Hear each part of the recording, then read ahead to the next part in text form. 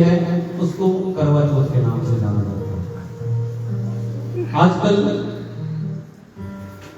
कई बार हम फोन पे, टीवी पे इत्यादि पे सुनते हैं कि व्रत ऐसे ही उठ करके कहीं से उठा करके डाल दिया गया है, ये शास्त्र सम्मत नहीं है।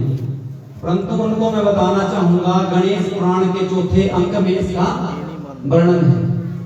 इस व्रत का वर्णन गणेश पुराण में किया गया हमारा चौथे अंक में। और क्या इसको करक चतुर्थी के नाम से भी जाना जाता है। बोले गणपति जी महाराज की।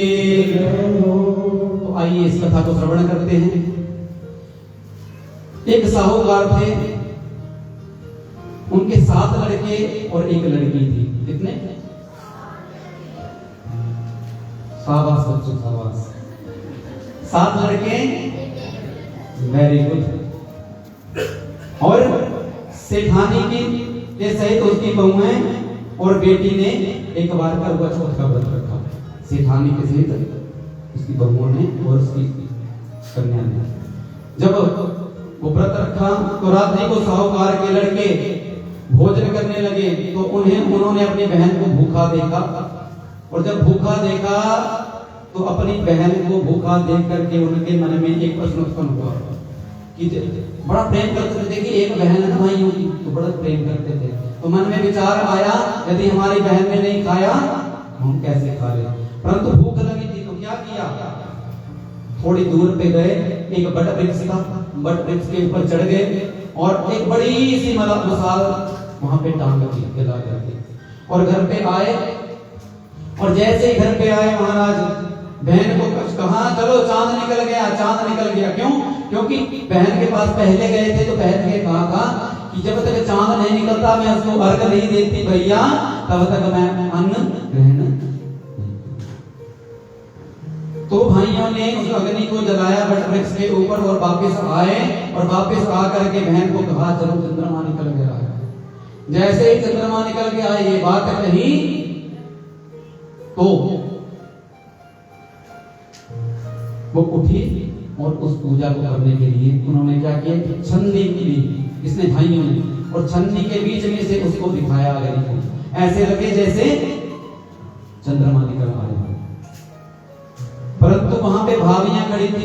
उस ननद ने कहा, उस लड़की ने कहा कि आप चलो भाभियों, आप भी व्रत को तोड़ लो, आप भी अर्घ दे लो। तो भाभियों को तो पूरा पता था कि ये चंद्रमा नहीं, बार बार समझाया, परंतु उसने अपने भाइयों की बात पे विश्वास किया, भाइयों की बात पे विश्वास नहीं किया, और उसने भाइयों के कहने के ऊपर अर्घ दे दिया। अब जैसे अर्घ दिया महाराज, इधर गणपति भगवान जी नाराज। बोली गणपति महाराज की जय। देखिए गणपति जी को शास्त्रों में सुख करता दुख हरता भी कहा जाता है, और दुख करता भी कहा जाता है महाराज। जब उनका भजन नहीं किया तो दुख भी दे देते महाराज। तो क्या किया,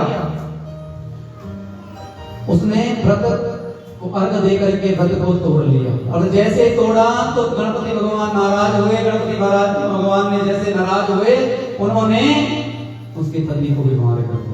अब जैसे वो रुग्ण अवस्था में गए, बिस्तर पे आ गए महाराज, अब उसको पता चल गया कि मुझसे बहुत बड़ी भूल हो गई है। बोले गणपति महाराज की। अब उसने क्या किया, गणपति महाराज को प्रसन्न करने के लिए हर महीने की कृष्ण के पक्ष की चतुर्थी को गणपति भगवान का पूजन प्रारंभ कर दिया, और हर वर्ष की कार्तिक कृष्ण पक्ष की चतुर्थी को व्रत करना प्रारंभ कर दिया, गणपति भगवान को मनाना प्रारंभ कर दिया। कुछ समय बीता, गणपति भगवान पुनः प्रसन्न हो गए, और गणपति भगवान ने उसके पति को फिर से जीवन दान दिया, और जीवन दान दे करके और जीवन दान दिया। जीवन दान दे करके देखिए गणपति जी के साथ कौन कौन होता है, रिद्धि शुभ, तो चारों जिसके साथ हों भगवान गणपति जी की कृपा के साथ शुभ और लाभ उनके घरों में विराजित हो गए। और कौन हो गए, रिद्धि और सिद्धि उनके घर में विराजित हो गए महाराज गणपति जी की कृपा से। और इस व्रत के प्रभाव से हर प्रकार के सुखों को भोग करके पति की लंबी आयु की कामना करते हुए पति की लंबी आयु को ग्रहण किया। तो इतनी सी छोटी सी कथा है महाराज शास्त्रों में इसकी। बोली गणपति महाराज की। इस प्रकार ये कथा पूर्ण हुई। आप सभी को करवा चौथ की हार्दिक शुभकामनाएं। माताएं बहनें इसी प्रकार हर वर्ष